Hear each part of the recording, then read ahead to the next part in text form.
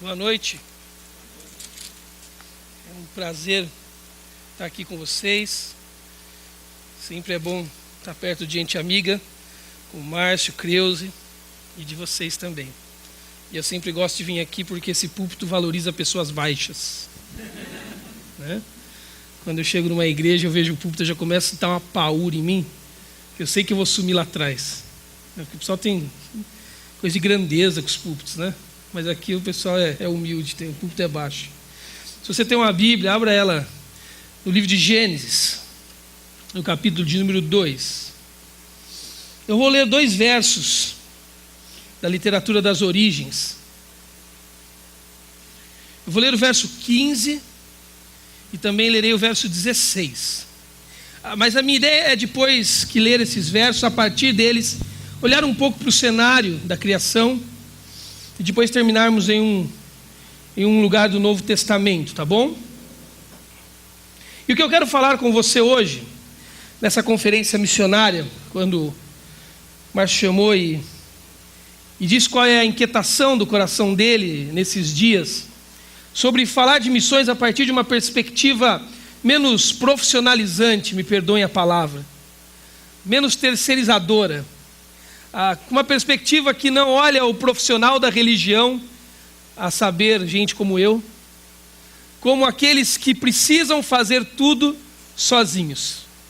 Mas uma perspectiva, como nós cantamos aqui, de um povo eleito, escolhido, um sacerdócio de Deus, reservado e comprado pelo sangue do seu Filho, para calar esta geração caída. Eu quero falar com você hoje. Alguns anos atrás, não muito, cerca de 2 anos, eu estive no Oriente, na Índia. Fui junto com o pastor Humberto Aragão, que hoje é pastor ali na Igreja Batista do Morumbi, em São Paulo. E nós fomos fazer um reconhecimento de área, de campo, de um povo que existe na Índia, que você conhece, se você nunca ouviu falar, pelo menos pela novela da Globo, lá no passado, você já ouviu, que são os Dalits da Índia. Se você talvez já deve ter estudado, sabe, mas a Índia ela é dominada pelo hinduísmo. E o hinduísmo é uma religião que define a humanidade, a criação da humanidade a partir do grande Deus, da triunidade do hinduísmo, que é o Deus Brahma. Na Índia há muitos deuses, tudo que se move na Índia é Deus. E todos eles são avatares do Deus Brahma. E a teologia hinduísta diz que toda a humanidade foi criada a partir do corpo do Deus Brahma. Foi criada a partir da cabeça do Deus Brahma uma casta superior, que é a casta dos sacerdotes. A casta daqueles que dominam sobre tudo, sobre todos, são os mais importantes da sociedade indiana. Dos membros superiores do Deus Brahma foi criado aquela casta que é a casta dos políticos, a casta dos guerreiros, aqueles que cuidam da cidade e aqueles que também governam a cidade, protegem e governam. Um pouco do que o filósofo Platão falou no seu livro, A República, quando ele disse que quem deveria governar o mundo deveria ser os filósofos. Gente mais ou menos como o Aquiles de Troia, sabe? Porque é inteligente para fazer política e é forte para guerrear e proteger a cidade, a Grécia. Então nós tivemos lá, então eles têm essa ideia de que os Brahmas saíram da cabeça, de que dos membros superiores saíram os políticos, os guerreiros, dos membros inferiores, se não der não tem problema, viu? Dos membros inferiores saíram outra casta do hinduísmo, que são aqueles comerciantes, aqueles que fazem a economia girar, enfim, eles vão distribuindo a humanidade e a criação do Deus Brahma pelas castas. E debaixo da sola do pé do Deus Brahma, da poeira dos pés do Deus Brahma, não saiu do corpo, não emanou do físico de Brahma, mas pisoteados, esmagados por Brahma, nasceu uma turma, um povo, que eles dão o nome de Dalits, que não tem casta, eles não têm casta, e quando eles não têm casta, eles não fazem parte da sociedade indiana. E hoje na Índia há 300 milhões de Dalits, Estados Unidos da América. Gente que nasce e não tem RG, que não é registrado, que não pode frequentar um hospital, uma escola, gente visto na sociedade como gente da pior espécie. Porque o hinduísmo diz que o Brahma, que o Dalit, ele é um ser tão insignificante, abaixo da linha da humanidade, do que é ser humano, que ele nasceu sobre uma maldição do Deus Brahma. Por isso, ele é amaldiçoado, e todos que tocarem sequer na sombra de um Dalit, ele será impuro. Rapidamente ele terá que procurar um templo, um sacerdote Brahma, tomar um banho de purificação, para que ele não seja amaldiçoado por ter tido contato com a sombra de um Dalit. Esses quase 300 milhões de Dalits que vivem na Índia hoje, vivem nos lugares mais insalubres que você pode imaginar.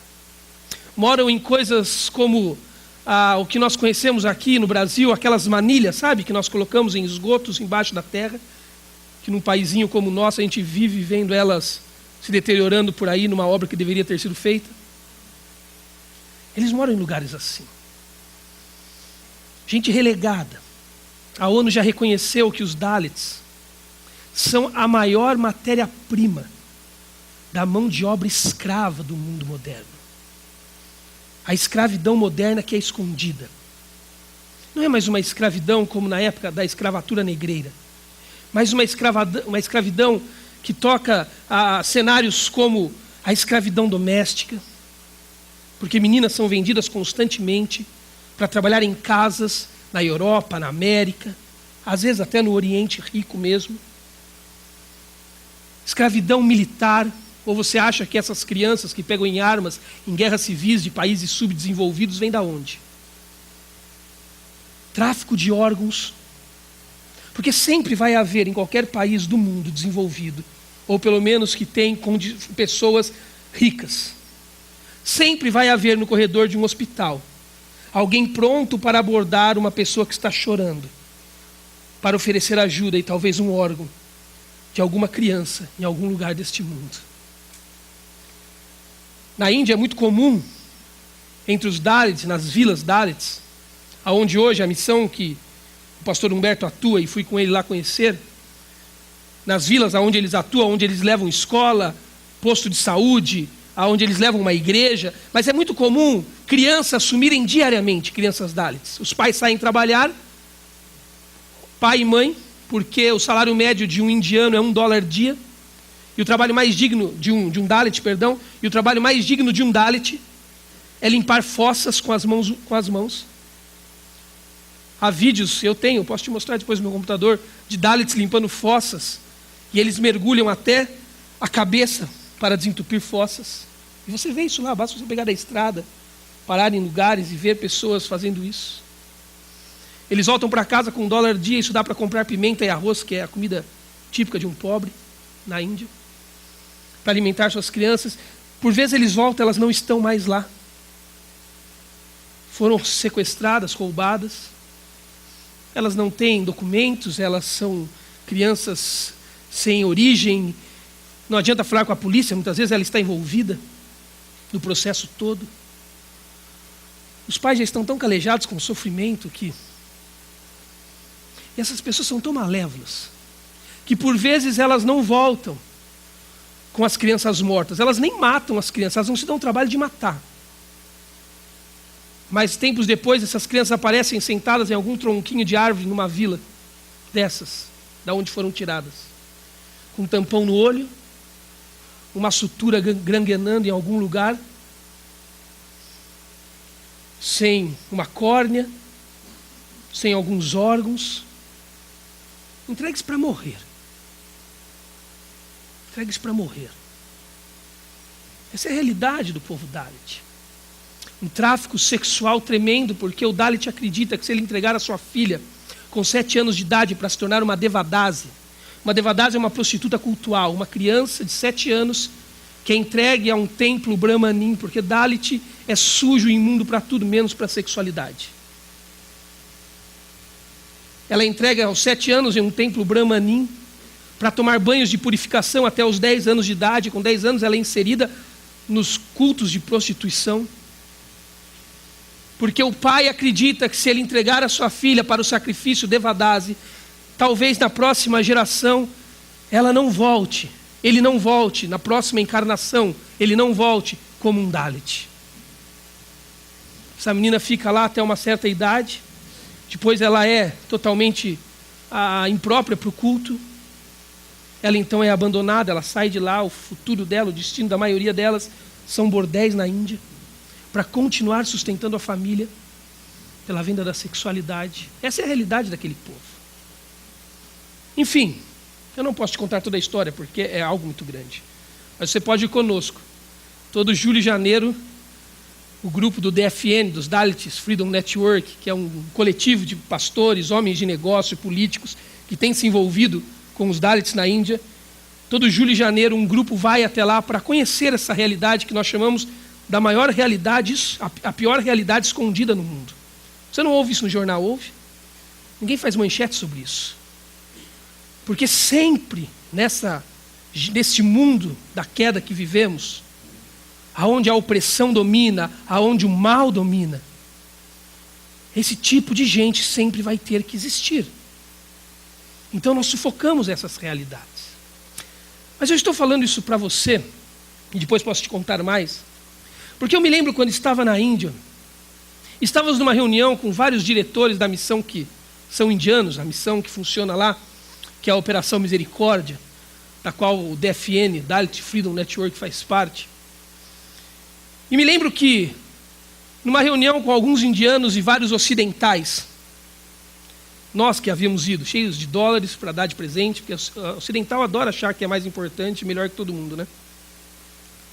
Achando que nós temos os melhores homens do business, as melhores ideias. Você não tem noção do que essas pessoas estão fazendo lá. Há um grande avivamento na Índia. Cultos, você participa de cultos, se você for nas nossas viagens, que centenas de Dalits se convertem em uma celebração. Há um grande avivamento na Índia acontecendo no meio desse povo, pela graça de Cristo. E eu me lembro que em algum momento nós perguntamos para um desses diretores: o que nós podemos fazer por vocês aqui na Índia? E a resposta foi cortante. Ele disse: na prática, no dia a dia aqui, nada. Deus já tem nos suprido com o que estamos fazendo. Uau! Hoje o DFN plantou já 3.200 igrejas na Índia, entre o povo Dalit. Sabe quantos pastores não indianos pastoreiam essas igrejas? 3.200 em 20 anos de missão. Sabe quantos pastores não indianos pastoreiam essas igrejas? Nenhum. Todos os pastores são indianos. Porque aquele povo sabe de onde veio, da desgraça da onde eles vieram. Eles sabem o que é nascer com a percepção de serem esmagados pelos pés de um Deus Brahma. Na Índia você pergunta para um menino Dalit, como aconteceu conosco lá, entrando na casa de uma pessoa com casta, mas convertida, e nós dizemos para o menino: olha, entre conosco, venha. E ele fica: no can. Por que você não pode? Ele fala: porque eu sou Dalit. Mas por que você não pode entrar? Ele: porque eu sou intocável. Aí você pergunta para o garoto: mas o que é intocabilidade? De onde vem essa ideia de que você é intocável? Ele olha para você e diz: não sei, só sei que eu nasci assim. E um dia você descobre que Deus não te fez da poeira dos pés dele, mas que Deus te criou a imagem e a semelhança da sua perfeição, e repartiu com você todo o amor dele, toda a graça, comunicou atributos divinos na sua vida. É muita riqueza, é muita novidade de vida para se calar.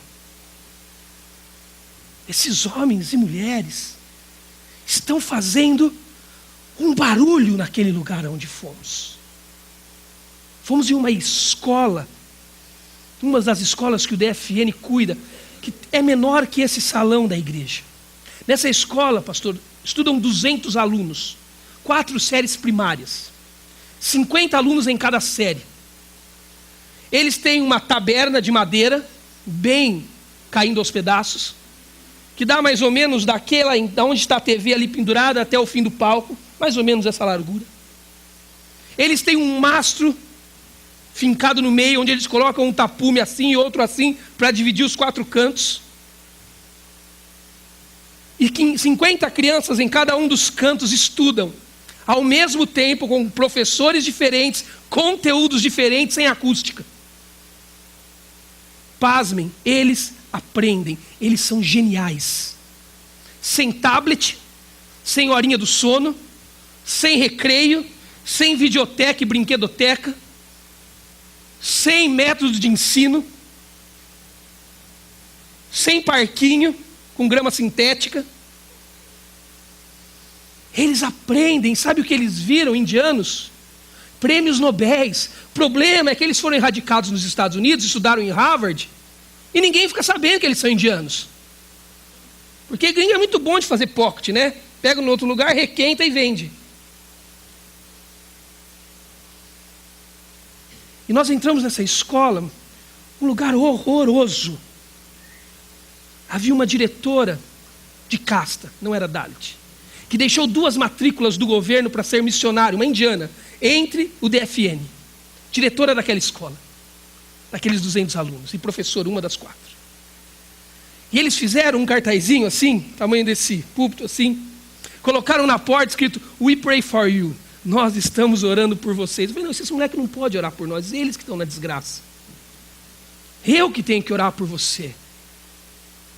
Nós ficamos lá por cerca de 2 horas, não havia um olhar de arrependimento da vida, não havia um olhar de que a vida era uma desgraça, e era.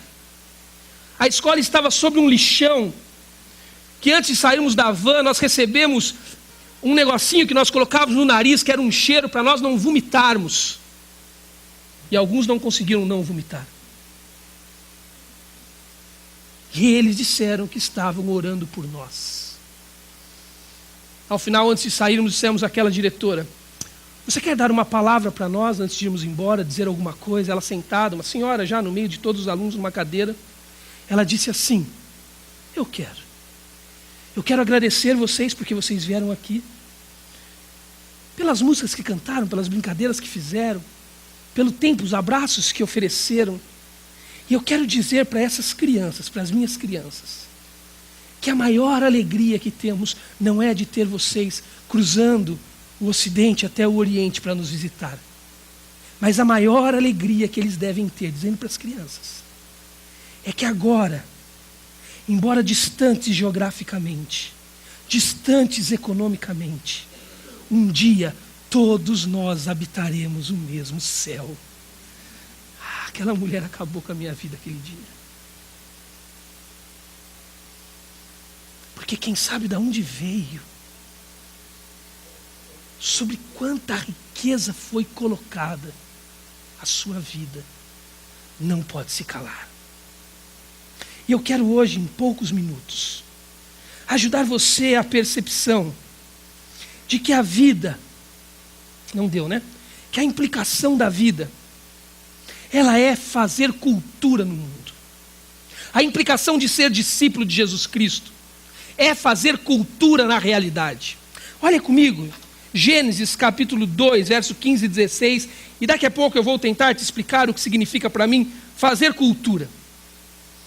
Como aqueles indianos estão fazendo em Hyderabad, onde fomos, em todo o estado de Andhra Pradesh, onde está a missão, e em toda a Índia, onde existem Dalits.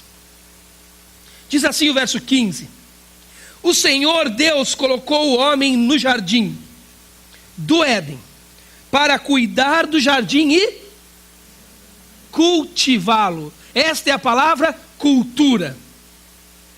Deus não colocou Adão no jardim para ficar à toa. Deus não fez uma Disneylândia, porque nem a Disneylândia supera o Éden. Porque o Éden é o paradigma de toda a perfeição já vista e percebida na realidade. Toda a satisfação, o potencial da mente humana ao máximo, o potencial do físico humano. Eu faço uma viagenzinha de menos de 24 horas, pressurizo e despressurizo, estou acabado. Adão cuidava de um jardim.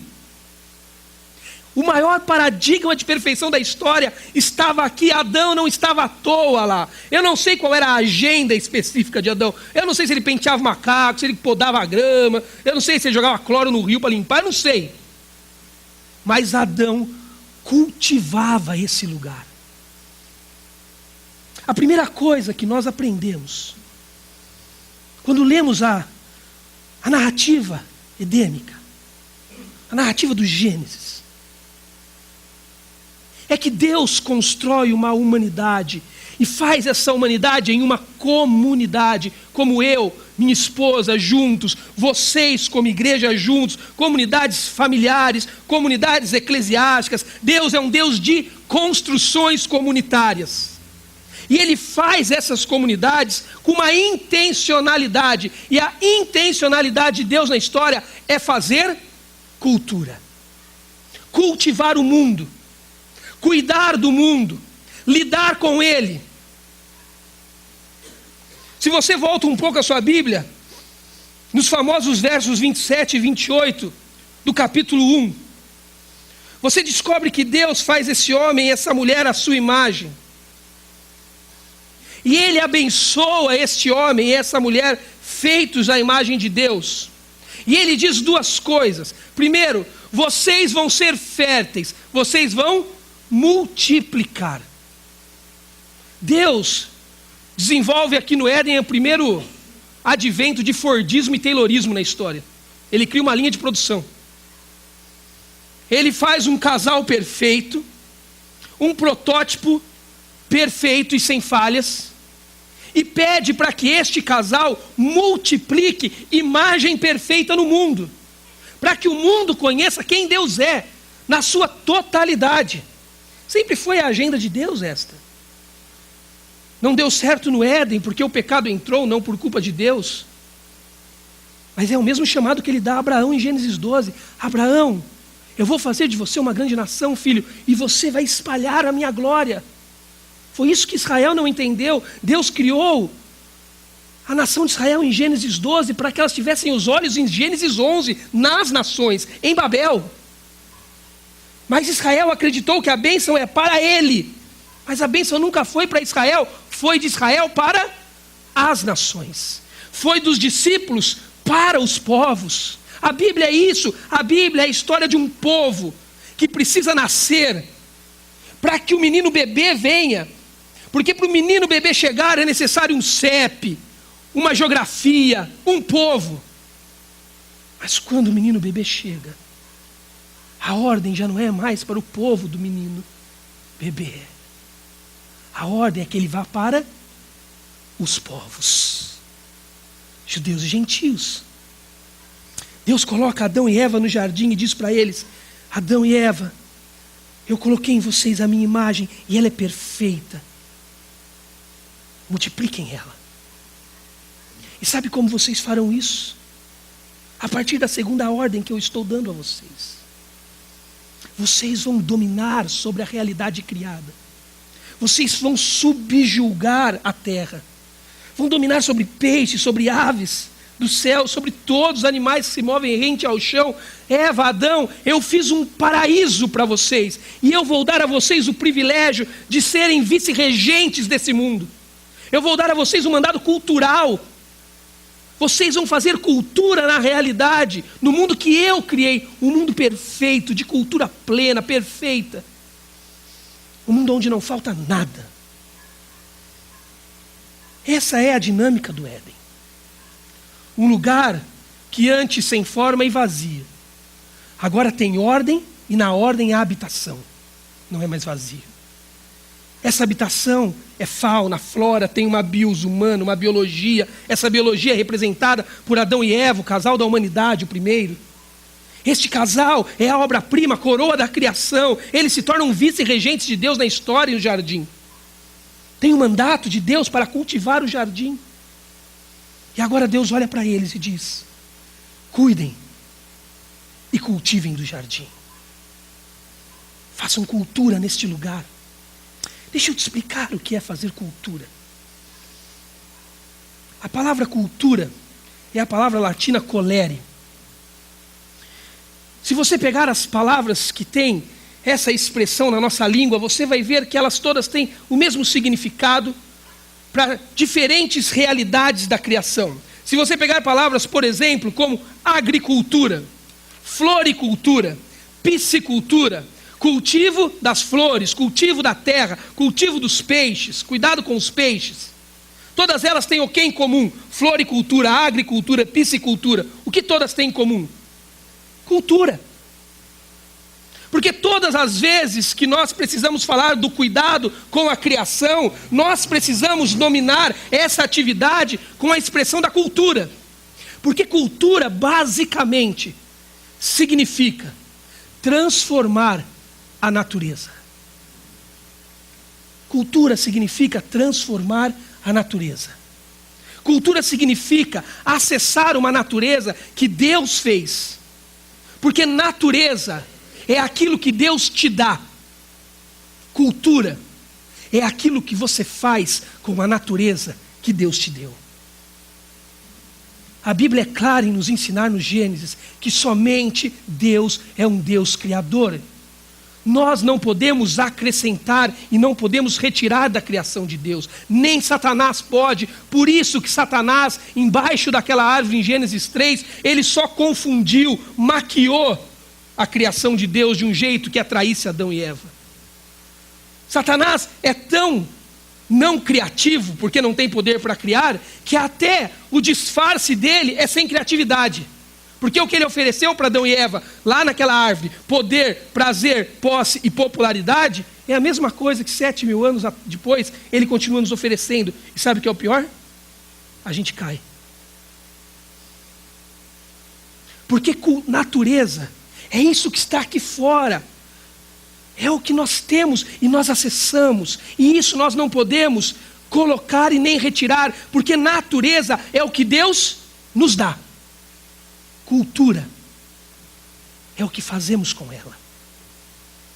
Você não pode acordar de manhã e fazer o dia virar noite, a noite virar dia. Você não pode mudar a realidade dos gêneros. Você não pode mudar como o cosmos funciona na sua mecânica. Você não pode controlar as marés. Você não pode impedir o vento. Aliás, o que o homem tem feito com a natureza, tentando controlá-la, tem nos ensinado todos os dias que quando a natureza incontrolável tenta ser controlada, é um perigo. Porque a natureza é aquilo que Deus faz, nos dá e nós recebemos. De braços abertos, sem questionar. Cultura é o que fazemos com a natureza que temos para acessar. Cultura é transformar a natureza. A segunda verdade que Deus nos ensina, no Gênesis capítulo 2, no verso 16 é o seguinte: e o Senhor Deus ordenou ao homem: coma livremente de qualquer árvore do jardim, mas não coma da árvore do conhecimento do bem e do mal, porque no dia em que dela comer, certamente você morrerá. Agora nós já sabemos que Deus não estava falando de uma morte física imediata. Deus estava falando de uma morte espiritual que culminaria numa morte física. Nós já temos uma revelação que progrediu. Nós já sabemos que Adão não bateu as botas, não caiu duro ali, e nem Eva. Mas nós sabemos que Deus está falando que a realidade perfeita da natureza que Ele deu seria danificada pela desobediência humana e que produziria uma morte física um dia, como aconteceu na natureza. Mas o que Deus está nos dizendo no verso 16 é que Ele está falando: Adão, eu te coloquei no mundo, dei uma natureza perfeita para você mobilizar, acessá-la e fazer cultura dela. Mas para fazer cultura corretamente, para fazer uma cultura que me agrada, que glorifica quem eu sou e mostra a minha glória entre as nações, você precisa entender que os limites da cultura são meus, não são seus, Adão. Se você quiser colocar no mundo uma cultura perfeita como a do Éden, uma cultura equilibrada como a cultura divina, Você vai ter que entender, Adão, que em espaços de equilíbrio são necessários limites. É por isso que o pai fala para o filho todo dia: arruma essa cama, para a gente ter uma casa mais organizada. Para de brigar com seu irmão, para a gente ter uma casa em paz. Porque um lugar de equilíbrio, de prazer, de boa convivência, de cultura agradável, necessita de limites. Deus disse a Adão: olhe para a natureza, acesse a natureza, ela é sua, eu dei para você. Qual é a palavra que Deus usa? Coma dela livremente. Mas uma coisa, Adão, eu como Deus do jardim, como Deus da cultura, eu me reservo o direito de dizer para você: não toque a árvore. Não por causa da árvore, Deus não tinha nada com a árvore necessariamente. Se a preocupação de Deus fosse a árvore, ele colocava um pitbull, uma cerca elétrica, chamava uma empresa de segurança, uma cerca eletrificada, mandava um raio quando alguém chegasse perto. A questão de Deus não era a árvore, mas era a obediência voluntária que Adão e Eva precisavam produzir em direção a Deus. Deus está dizendo: Adão, há um jardim. Esse jardim é belo e pleno. É uma cultura perfeita. Acesse, cuide dele, faça dele o que você precisa fazer para produzir uma cultura perfeita no mundo que eu te dei para ser regente dele. Mas saiba, esta cultura só vai ser produzida como tem que ser produzida se você respeitar e propagar os meus limites no mundo. Nós chegamos em Gênesis capítulo 3 agora. Satanás chega para Adão e para Eva, ou só para Eva, ou para os dois, vai saber, e diz assim: ora, a serpente era o mais astuto de todos os animais selvagens que o Senhor Deus tinha feito. E ela perguntou à serpente, à mulher: foi isso mesmo que Deus disse, Eva? 2 pontos, abre aspas para Deus. Não comam de nenhum fruto das árvores do jardim. Deus acabou de ser entrevistado no capítulo anterior, e não foi essa a declaração dele. É o primeiro ataque à inerrância da Bíblia, à autoridade divina das Escrituras. Palavras colocadas na boca de Deus que não foram ditas pela boca dele. O que Deus acabou de dizer a Adão quando deu a ele o mandado de fazer cultura no mundo? Que ele deveria comer dos frutos como? Livremente. Mas Satanás olha para Adão e Eva e diz: não, Deus falou para vocês que vocês não deveriam comer de nada. Eva responde: não foi isso, Satanás, que Deus disse. Ele disse: não comam daquele fruto, mas do resto, o jardim é de vocês, é pleno, é abundante, é para satisfazer, é para a alegria humana, é para o prazer humano, e é para que essa cultura seja espalhada, para que o mundo seja melhor e pleno. Sabe o que está acontecendo em Gênesis 3? No início, uma guerra de cosmovisões, de pressupostos, de paradigmas. Porque Deus vê o mundo de um jeito, e Ele pode, porque Ele que viu primeiro e Ele que fez. Satanás, aquele que não faz cultura, que não cria mundos, aquele que não é criador, ele inventa a partir do que Deus fez, ele prefere ver o que Deus fez de outro jeito. O jeito que Deus vê o mundo é da seguinte forma, o jeito que Ele criou o mundo, que o mundo é um lugar de abundância. Então Deus olha para o mundo e diz: Adão, Eva, estão vendo o jardim? É de vocês, comam livremente, tem tudo o que vocês precisam e mais um pouco. Satanás olha para o que Deus tira de Adão e Eva, e ele prefere começar o discurso dele, não pelo que está sobrando, mas pelo que está faltando. Porque ao passo que Deus olha o mundo de uma perspectiva de abundância, Satanás olha o mundo por uma perspectiva de escassez. E é difícil para nós somos assim porque o pecado entrou em nós. Se eu disser para você hoje à noite: olha, tudo que tem aqui nesse palquinho aqui é seu, pode levar embora. Menos o data show, porque esse daqui é da igreja, eu não posso dar para ninguém. Você vai virar para mim e vai falar: então não é tudo. Você disse que era tudo, porque na nossa mente, tudo é ausência de nada. Tudo é tudo, no grego, no hebraico, no português, no inglês, no francês, qualquer lugar, tudo é tudo. Não precisa nem de língua original para você entender. Para nós tudo é tudo. Mas no reino de Deus, e só no reino de Deus, coisas são retiradas. E o conceito de abundância ainda permanece. Vou te dar um exemplo. Nem um pouco moralista, me desculpa se parecer. Imagine uma menina de 15 anos de idade, trancada em um quarto, 3 da madrugada, que acreditou um dia que o excesso de uma vida sexual com o seu namoradinho de 15 anos seria tudo o que ela precisava na vida. E ele também. Agora essa menina, felizmente sozinha, porque ela não fez sozinha, mas ela agora está sozinha, está trancada num quarto segurando um teste de farmácia na mão, que deu positivo. Com o lençol e a fronha já encharcado, um choro para dentro que o peito dói, para que ninguém ouça. E 1000 coisas passam na cabeça dela. O que eu vou fazer da minha vida?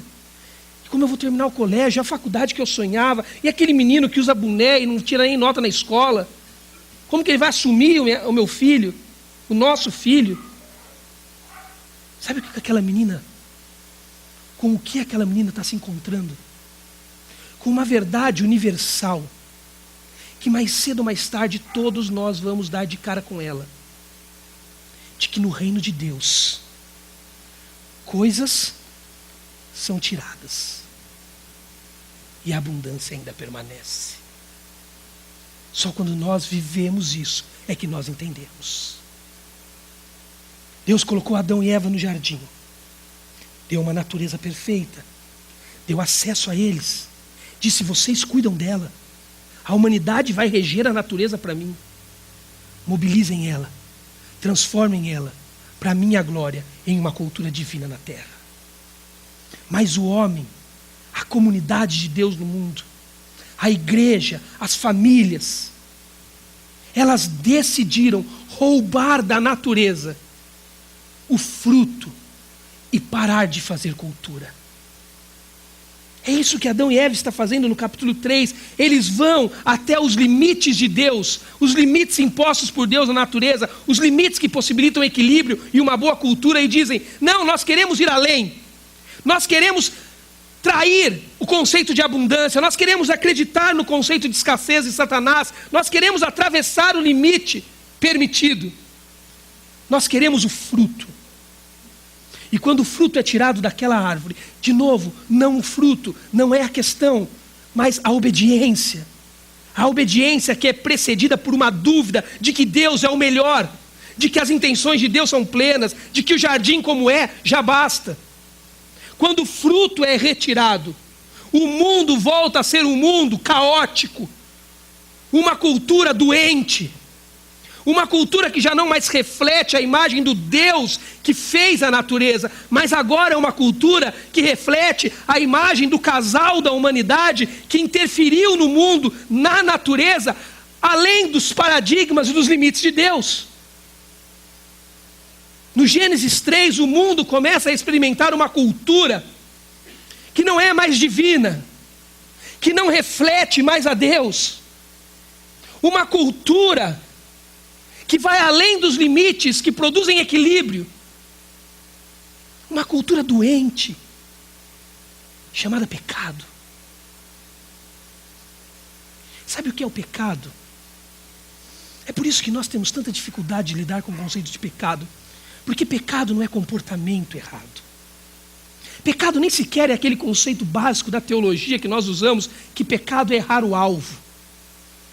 Porque pessoas que não em Cristo estão, nem enxergam o alvo, então não tem nem como eles errarem.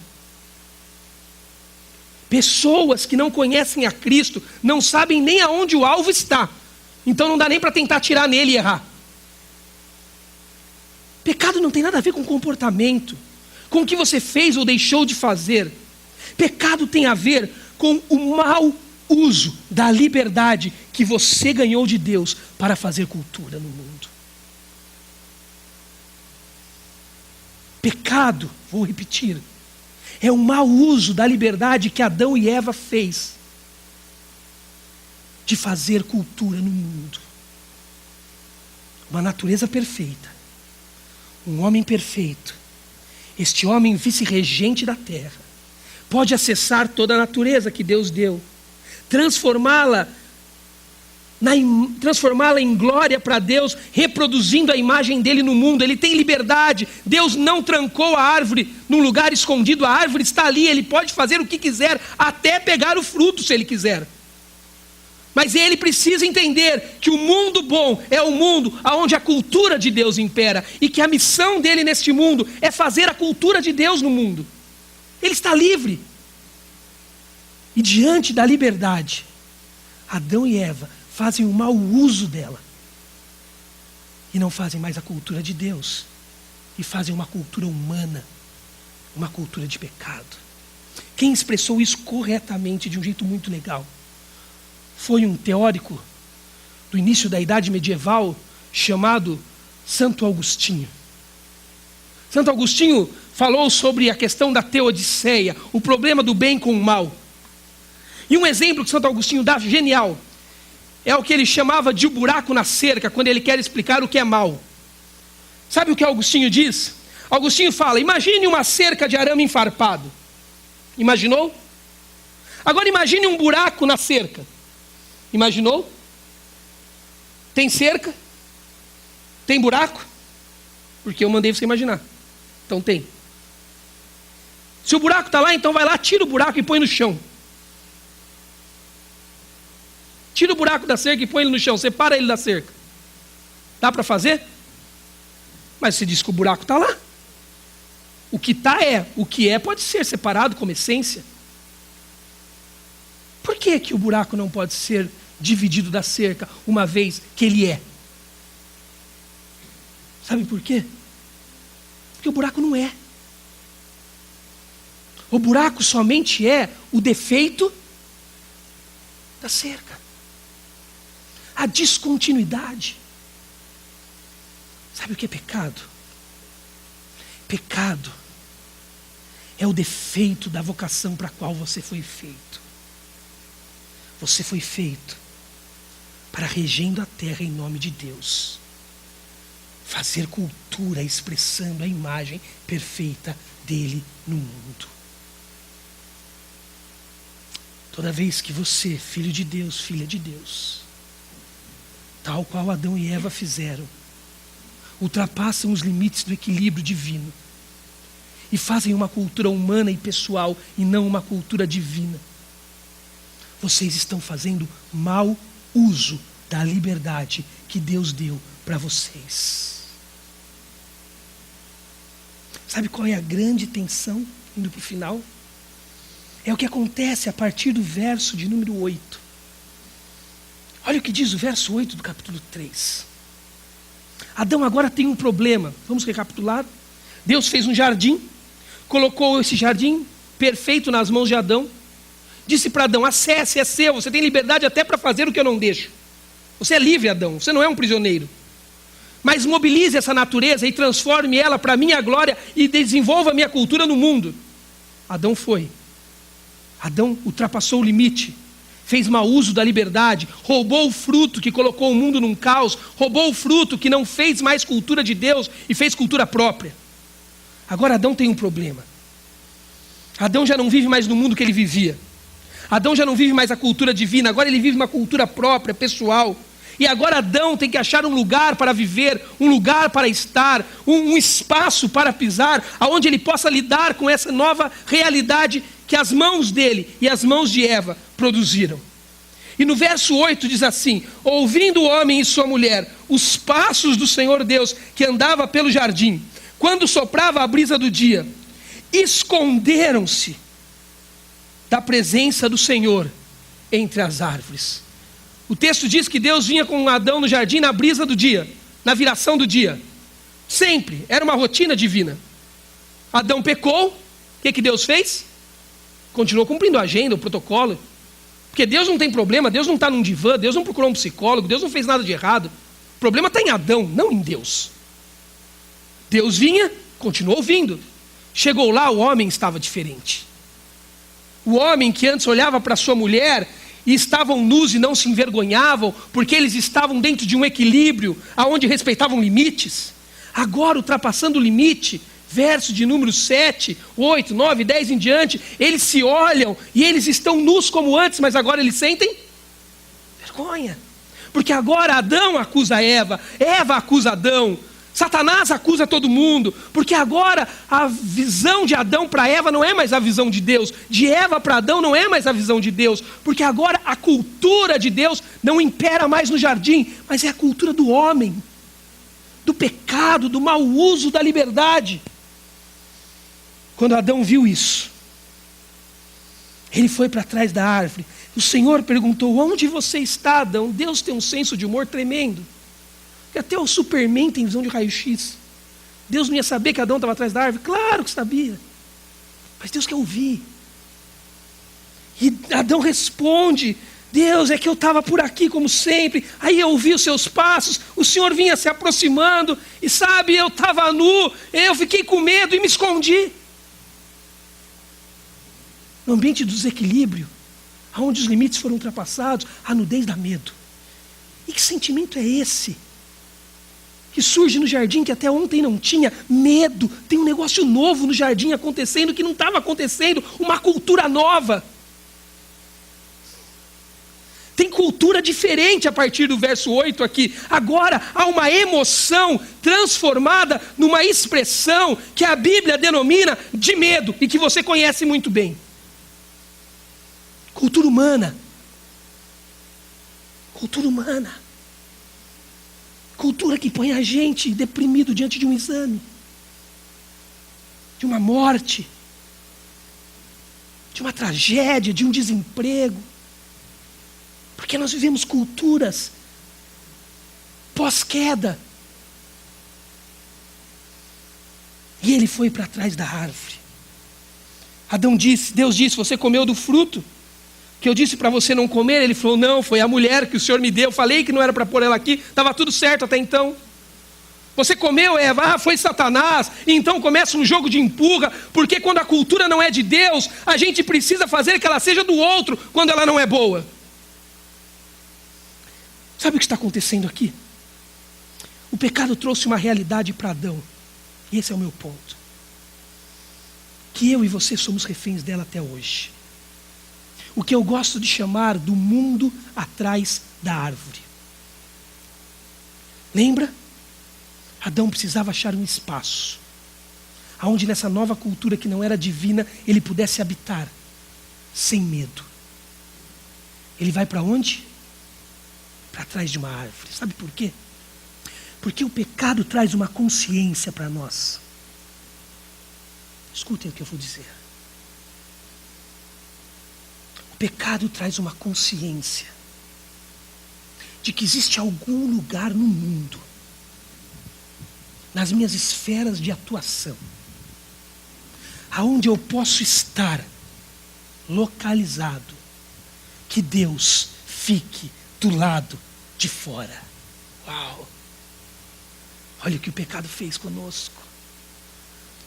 O Deus que é incontido e que a tudo contém. Eu e você sabe que isso é verdade. Desde Adão acreditamos que há quartos escuros, aparelhos eletrônicos pessoais, contas bancárias escusas, festas de amigos, aonde nós podemos estar, que Deus está contido do lado de lá. Abraham Kuyper,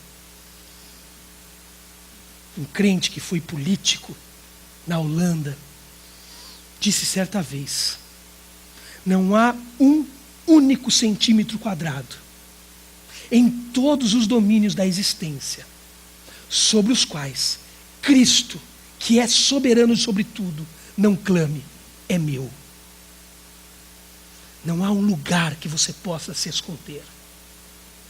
Não há um trabalho, uma profissão, uma faculdade, um colégio, uma casa própria, um status social, um contra-cheque gordo. Não há uma árvore neste mundo que você possa estar, que Deus fique do lado de lá. Sabe por quê? Porque Deus ainda escolheu eu e você na existência para fazermos cultura no mundo. Deus criou o homem para fazer cultura. O homem ultrapassou os limites da cultura de Deus, roubou o fruto e colocou o mundo num caos e parou de fazer cultura. O homem acreditou que existia um lugar no mundo aonde ele está e que Deus não vai lá, e que Deus fica do lado de fora. Então ele pode viver a vida dele durante a semana e vir aqui no domingo, pedir para o Creus e para o Márcio, para que eles façam a cultura de Deus no mundo, em minha vida e no meu lugar. Não. Não vai acontecer assim, não é esse o plano de Deus. Os meus alunos me procuram naquele núcleo bonito que a Gabi mostrou, vão ao meu escritório, recorrentemente fazem a seguinte pergunta para mim, dizem: ô Joel, como foi o seu chamado para ser pastor? E eu digo: foi igual o seu. Eu estava nas trevas, Deus me salvou e estou aqui. Não, você não entendeu. Vou explicar de novo o que eu quero dizer. Deve estar dando muita aula, está confuso. Como foi o seu chamado para estar aqui, para ser pastor, ser ordenado? Aí eu digo: então, acho que você que não entendeu, eu vou repetir. Eu estava nas trevas, Deus me salvou, estou aqui, ó. Não, já está de brincadeira comigo. Como foi o dia na igreja que você chorou, foi para o seminário, tudo parou na sua vida, o sol parou de girar? Falei: nossa, não aconteceu esse dia comigo, engraçado. Falei: então eu vou tentar te explicar de novo de um jeito mais fácil agora. Eu estava nas trevas, Deus me salvou, e eu estou aqui. Não, então eu vou falar de novo agora, diz o aluno. Por que você é pastor? Isso que eu estou perguntando. Sou pastor porque eu quero, a vida é minha, dá licença. Eu que escolho o que eu faço na vida, não é você. Você está pagando minhas contas? Porque eu quero. Mas nós herdamos, por causa do mundo atrás da árvore, uma cultura porca e mal arranjada do mundo medieval. Uma cultura clérica. De que existe no mundo, alá Dalits, que estão em castas, sem castas, amassados embaixo do pé do deus Brahma, e existem Brahmas que estão na cabeça, Brahmanins que estão na cabeça dos Brahmas, sacerdotes, que a tudo e todos diz o que fazer e fazem por todos. Isso nós chamamos, na cultura religiosa, de chamado. Isso está errado. Todas as vezes na Bíblia Sagrada, quando o chamado é tratado, quando o Kalel aparece intimamente relacionado à soteriologia, ou seja, à doutrina salvífica de Deus. Todos nós fomos chamados, obviamente que pessoas têm características, pessoas têm intenções, têm volúpias, em direção a algumas coisas, intensidades, que levam elas a coisas diferentes. Eu tenho características que Deus, na sua gloriosa sabedoria, forjou em mim, que me levou a fazer o que faço hoje. Mas se com as habilidades que tenho, eu desse aula como ainda dou, se eu fosse um gestor em qualquer outro lugar, e não no seminário, Deus não ia jogar um raio e me fulminar, porque eu estou fora da vontade de Deus. Porque eu não tenho uma responsabilidade diferente sua, além de uma agenda diferente. Sabe o que o Márcio tem em relação a você aqui em PIB de Barueri? Ele não tem nada que você não tenha, e glória a Deus por isso, porque isso seria muito pesado para ele. Sabe o que ele tem? Uma agenda diferente, que é diariamente lembrar a você, ou juntos como igreja, ou de mão dadas como corpo de Cristo, nós fazemos cultura neste município, ou esta igreja não fará nada aqui. Fazer cultura é o que Deus quer. O Márcio, o Creuze, eles não são a resposta de Deus para Barueri. Você é, esta igreja é. vocês juntos são. Você me entende? Barueri pode rejeitar os seus cultos e vão. Barueri pode rejeitar a música que vocês tocam e cantam e vão. Barueri pode rejeitar os horários que vocês congregam e vão. Mas Barueri não rejeitará homens e mulheres que dominam sobre a cultura e a natureza aqui nesta cidade e fazem cultura divina neste local. Essa cidade se calará diante de homens de negócios honestos que vieram desta igreja, de pais e mães tementes a Deus que saem desta comunidade, de verdadeiros missionários que saem daqui. Deus fez você para fazer cultura. O pecado tirou você desta rota, porque você fez um mau uso da liberdade de fazer cultura. E sabe como essa história termina? Em Cristo Jesus, eu e você recebemos de novo a tarefa de fazer cultura no mundo. Abra sua Bíblia para terminarmos em João capítulo 15. Quero ler só o primeiro verso.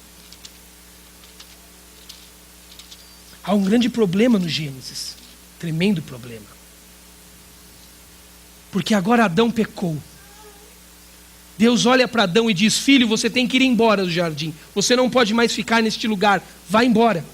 Porque Deus santo não pisa o mesmo palmo de terra que homens pecadores, até que a paga seja feita. Deus santo não pisa no mesmo palmo de terra que homens pecadores, até que a paga seja feita. Então Deus teve que mandar Adão embora do Éden, porque o jardim era um lugar onde Adão não podia estar mais. Deus nunca mais poderia levar Adão para o jardim. Naquele momento, sabe o que Deus fez na história? Isso é tão lindo. Deus levou o jardim até Adão. Sabe onde está o Éden? O Éden está numa esquina do universo, aonde o Senhor do universo plantou uma videira verdadeira. E ele diz que o seu filho é essa videira verdadeira. E como ele se apresenta? Olha que coisa linda como Deus se apresenta. Quem ele é? Ele é o agricultor. Ele ainda faz cultura no mundo. Ele ainda planta um jardim pleno de abundância na pessoa de Jesus.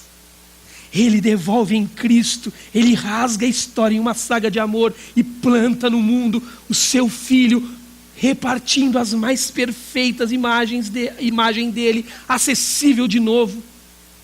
E coloca eu e você, diz o versículo 5, que nós somos ramos dessa videira. Somos ramos que sem a videira nada podemos fazer. Guardem isso que eu vou te dizer. Olha como a videira funciona no mundo. Eu e você somos ramos. E ramos são espaços do amor cuidador do agricultor. Ambientes da presença perfeita da vinha. Lugares da seiva do Espírito Santo. E canais dos frutos perfeitos de Deus no mundo. Sabe o que Deus quer de você? Sabe o que é fazer missões? Fazer missões não é ir para a África. Fazer missões não é ir para a Índia. Fazer missões não é ir para o seminário na Palavra da Vida. Isso pode fazer parte em algum momento da sua agenda pessoal no fazer missões. Por isso temos que sempre duvidar de quem se arrouba no desejo de fazer coisas longe da igreja sem nunca terem feito no seio da igreja. Fazer missões é você olhar para Barueri e dizer: eu sou um ramo da vinha de Deus, criado para fazer cultura, que perdi o rumo porque fiz mau uso da liberdade, Mas em Cristo Deus me resgatou, me fez ramo da vinha, voltou a fazer cultura em mim, na presença do Cristo e na seiva do Espírito. E agora eu e você podemos pegar aquele fruto que foi roubado no Éden e colocou o mundo num caos e numa cultura de pecado. E podemos devolver ao mundo como ramos que frutificam. Podemos restituir o fruto que foi roubado no Éden e colocar o mundo de novo em uma cultura divina. Deus chamou você para fazer cultura. Estava numa vila, nessa vez que fui à Índia. Nessa vila já era uma vila um pouquinho melhor. Havia uma igreja, uma pequena escola e um posto de saúde com uma técnica em enfermagem, que já derruba a mortalidade feminina gigantescamente, porque ensina elas a fazerem higiene pessoal. Olha que coisa simples. Entrei numa barraquinha, casa de uma família, mais ou menos dessa altura assim. Não é um barraco como os nossos aqui no Brasil. É algo mais parecido com aqueles assentamentos de sem terra, sabe? Alguns bambus com lona jogados em cima. Eu entrei nesse barraquinha, me sentei no chão, não falava a língua deles, o telugu. Fiquei sentado ali. Havia 4 crianças que os pais saíram para trabalhar. Hoje há pessoas do DFN que cuidam das vilas para os traficantes terem mais dificuldade de acessá-las, mas nós estávamos com a missão, nós podíamos entrar nas cabaninhas. Eu entrei e me sentei naquele chão batido de terra. Havia aquela lona estendida, 4 crianças e um fogareiro cozinhando 3 ovos. Nunca mais vou me esquecer dessa cena, Márcio. Havia uma menina, mais ou menos de uns 10 anos, com tamanho de 7. Havia um mais ou menos com 5 anos, outro com 3, e um bebê de colo, segurado pela menininha que não tinha nem anca para segurar a criança, sabe? Você viu aquelas meninas de 10 anos na igreja que tentam pegar o filho dos outros? Sai tudo caindo assim, né? E aí eu me sentei ali e olhei dentro da vasilha que cozinhava, vi 3 ovos sendo cozidos. Contei, eu não sou muito bom de geografia, mas eu vi que tinha 4 crianças e 3 ovos, não ia rolar. Não batia. E eu falei, eu preciso saber o que vai acontecer aqui. Me sentei. Esperei os ovos cozirem. Aquela menina de 10 anos, mais ou menos, quando entendeu que o ovo já estava cozido, não estava, mas ela entendeu que estava. Ela desligou o fogo, meteu a mão na água quente mesmo. Eu não sei como que não saiu tão queimada. Pegou os ovos e começou a descascar bem assim. Ainda quando tinha muita casca, ela foi dar para os irmãos a comida daquele dia. Para a menininha ali, que tinha 7 anos, ela deu um ovo inteiro. Para o outro de 3 anos, 4, não sei. Chuto eu que era isso. Ela deu um outro ovo inteiro, cheio de casquinha ainda. E sobrou o 3º ovo, a hora da verdade. Ela pegou aquele bebê, jogou ele no chão, na terra batida. Pegou aquele ovo, tal qual Cristo faz na mesa que nos convida para ceiar.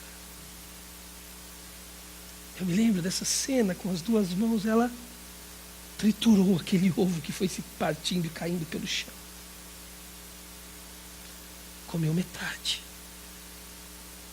E colocou na boca daquele bebê a outra metade, até que ele terminasse com todo aquele ovo cozido. Uau! Eu tinha levado dinheiro para dar.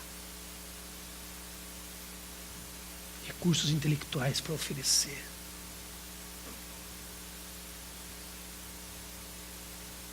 Mas a igreja de Cristo já tinha chegado naquela vila. Aquela família já era acompanhada por aquela igreja, ministrada pelo Evangelho.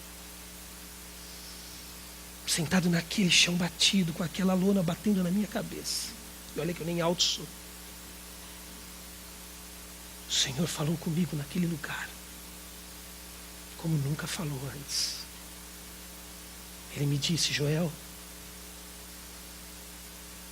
sabe quando você pegou aquele avião e cruzou o globo, chegou aqui cheio de expectativas? Deixa eu te contar um negócio. Eu já estou aqui muito antes de você chegar. Deus não precisa de você.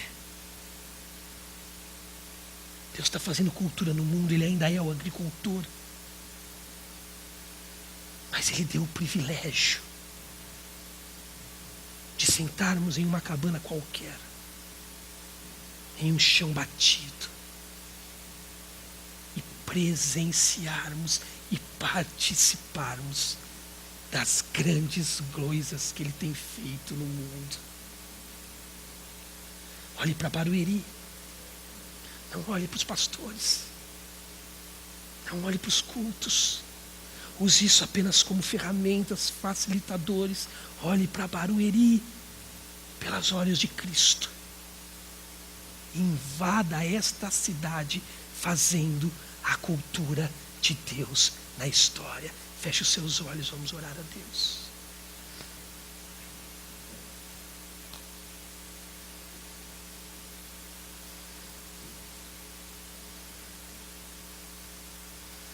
Senhor Jesus, sou grato ao Senhor por tudo que o Senhor já fez e ainda faz na história deste mundo.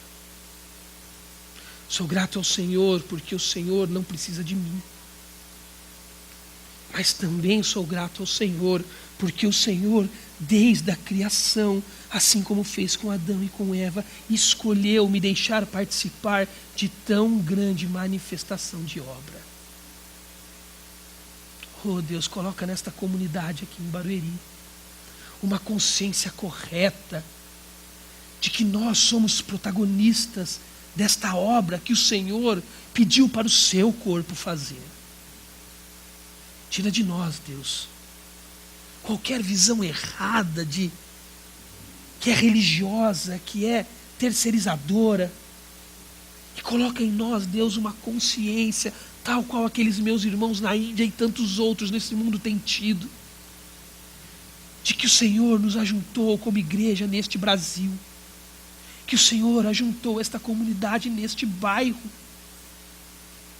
para que os vizinhos deles, para que os funcionários, os patrões, os colegas de trabalho, de turma na escola, na faculdade, seus parentes, se calassem diante da poderosa cultura de Deus no mundo. Coloca nesta igreja, Deus, esta consciência de fazer cultura no mundo para a sua honra e para a sua glória. Em teu nome, Jesus, que eu oro. Amém.